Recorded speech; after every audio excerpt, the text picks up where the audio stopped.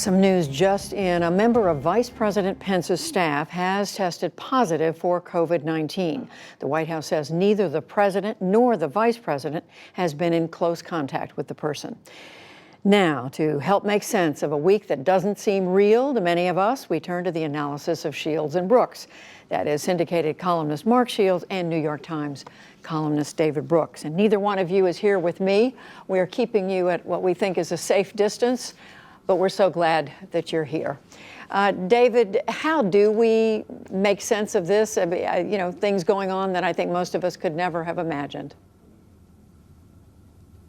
Yeah, I sort of have a split-screen reaction to this. When you talk about regular people and how they're acting, I think it's been a remarkably good week and an uplifting week on the whole. This is something, even though we're separated, it's something we're all going through together. And we're having the same experiences and undergoing the same anxieties. And in a weird way, we had to be put apart in order to feel together. And there are so many acts I've heard about or communicated with and heard about of people helping the elderly in their apartment buildings, about people having virtual cocktail parties. I really do think it's a moment where social connection is risen topmost to mind, and people are finding innovative ways to connect with each other. So society-wise, it's a good moment. Politically, I'm a little less sanguine. I think President Trump has had much improved, but his neuroses and narcissism still show up and still give me pause. And I want to ask you both about that in a minute. But for now, Mark, how are you making sense of all this? Judy, I'm not sure how much sense I can make of it. I mean, I don't disagree with David's assessment, but to me, what has been most revealing is revealed by the Wall Street Journal NBC poll is almost a political divide on the crisis, and that is that Republicans, particularly President Trump's most ardent supporters, have been quite resistant to accepting that this was a crisis, and in part because of the denigration of the government by the administration and by previous conservative efforts, very little trust or confidence in our collective action, whereas Democrats have been far more, perhaps because of their skepticism about President Trump, have been far more willing to accept that this is a global, national, and personal crisis for all. So that's been, we're in political silos, and usually, historically, crises have sort of brought us together. And that, beyond the acts of individual kindness, has not occurred yet politically. How do you see that divide out there, David? How serious is it? Partly, we just see through tribal lenses these days. Partly, it has to do with population density. It's the denser places that are reacting more quickly, where I think people are a little more alarmed. Partly, it is distrust of the media more on the Republican side.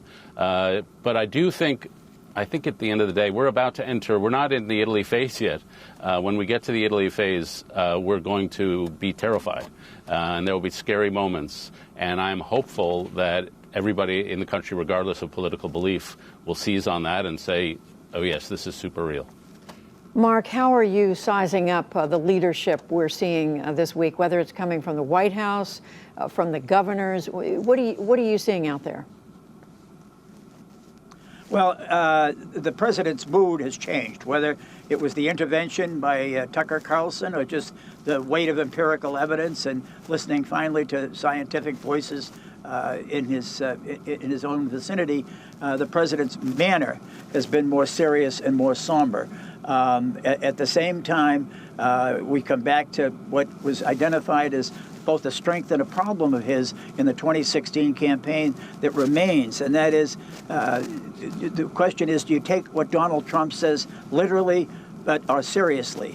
And that Selena Zito, the reporter and columnist, wrote in 2016 that Donald Trump's supporters took him seriously, but not literally, and his critics took him literally, but not seriously. Ideally, what you want in a leader at a time, especially a time of crisis, is somebody both that you can take seriously and take literally. And the president has just been corrected so many times on his misstatements, whether we have 15 cases and it's going down to 0, that everybody can get a test, we're on the verge of a vaccine. And then the correction and amplification comes out that it does, I think, cripple him as an effective spokesperson.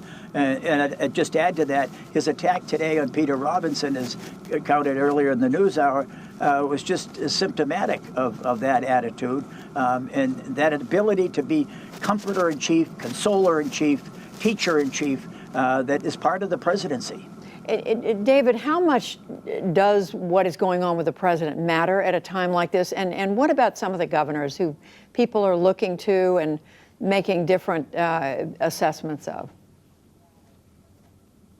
Well, even on his best day, the president is unnerving.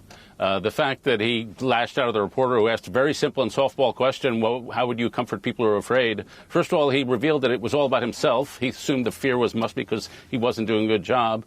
And then he was sort of triggered by the idea of empathy. And so that was just unnerving. To me, I worry about actual production. Are we actually producing tests? That, to me, is still an unanswered question. We cannot lock down our entire society for an indefinite period of time. We have to move to this total lockdown, which we have to do right now, to a process where we test people, we test everybody, and the people who have the infection are isolated and the rest go on with their lives. And so, to me, it's the actual production of stuff. You know, when Dwight Eisenhower was running U.S. forces in World War II, he spent an enormous amount of time on landing craft. It was like the dull logistical things that you need to get a process, an institution to work in response to a crisis. And I frankly don't have confidence that we're doing those dull logistical things right now. Well, that's something the White House has been talking about for sure, Mark, and Congress is also focusing on that. They're looking at legislation to address the health and medical urgent issues out there, as well as the economy with so many people out of a job. What do you see coming from Congress? Is it moving fast enough? Are the political divides, speaking of divides, are they going to be so great as to, do you think, be able to even find a remedy here? I think they will act, Judy. I think the crisis is such that they'll find it in their own interest as well as the national interest to act. Just one sidebar, and that is Andrew Cuomo, the governor of New York, deserves a shout out for his leadership, as does Mike DeWine, even though controversially closing the primary on Tuesday. I think he's shown leadership, the Republican governor of Ohio. But I think the Congress is, Judy, I think we're seeing the divide philosophically, politically, as to where the money should go. I'm always kind of fascinated by the captains of industry who in good times believe that everything that's good is their own doing and that all profits should be privatized, but in bad times and catastrophe are run with a tin cup to the federal government to socialize their losses. I just have a simple proposal, and that is, fine, if the airlines want the American people to underwrite them, to take them over, they become a public entity, and therefore that the CEO is paid at the same rate as a member of Congress, $174,000. I mean, the idea of subsidizing $11 million salaries. I'm not talking about flight attendants or machinists or mechanics. I'm talking about people making $11 million, that they should be subsidized by taxpayers who themselves are beleaguered and besieged and scared. What about that? Is unacceptable. I'm sorry. What about that, David? We had economist Ken Rogoff on the NewsHour last night telling Paul Solman this is going to be a recession like nothing we've ever seen. In other words, we may be looking at a need for trillions and trillions of dollars. Yeah, and I think the Congress has at least responded with the right scope of size. Starting at $1 trillion, we may have to go up to $2 trillion. The thing I would say is I've been reading about past pandemics. People in these fearful times are extremely sensitive to inequality, that somebody's getting better treatment than them. And so when you write the legislation, it has to go to those who need it most, those who are lower down the income scale. I think it should be capped at a certain income. It should be in the form of unemployment insurance and small business relief so they can keep meeting their payrolls. And it should be in the order of $1.5 trillion or even $2 trillion. I'm sort of shocked that the Republicans wrote their one bill and the Democrats are going to come back with another. It seems like in a moment of emergency, they could actually write the same bill together. Well, speaking of unfairness, Mark, the reports today about Senator Richard Burr of North Carolina, Senator Kelly Loeffler of Georgia selling stock back in January when they first heard privately about how bad coronavirus was going to be. They both say they didn't do anything wrong, nothing illegal, but people are asking questions. Judy, it's a time, especially as picking up on David's point, when 49 members of the Utah Jazz basketball team and company immediately get tested, while hundreds of frontline healthcare workers can't even get tested. There is special privilege and special treatment being shown, which the president seemed strangely indifferent to when the question was posed to him.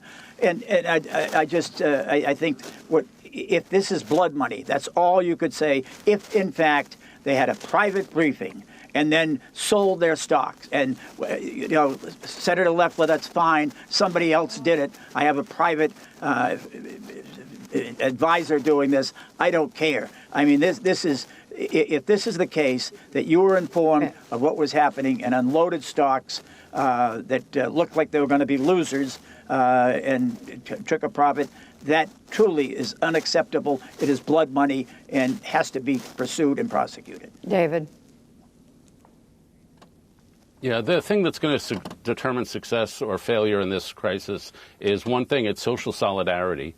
It's the idea that we're all in this together, that we're all looking out for each other. Nobody's trying to screw anybody else. And that requires what I think we're seeing on the ground level, which is people actually reaching out to each other and feeling connected with their neighbors they may not have known.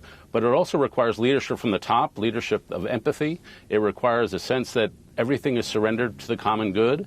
And that we enter this crisis with all those things, all the social solidarity levels at such low ebb that we have no luxury here. We just have to develop it and have to grow it in the worst possible way. And obviously what those senators did, or anything that looks like privateering, even if it's wrong, that is unacceptable. We've just got to keep social solidarity uppermost on our mind. On that note, David Brooks, Mark Shields, thank you both.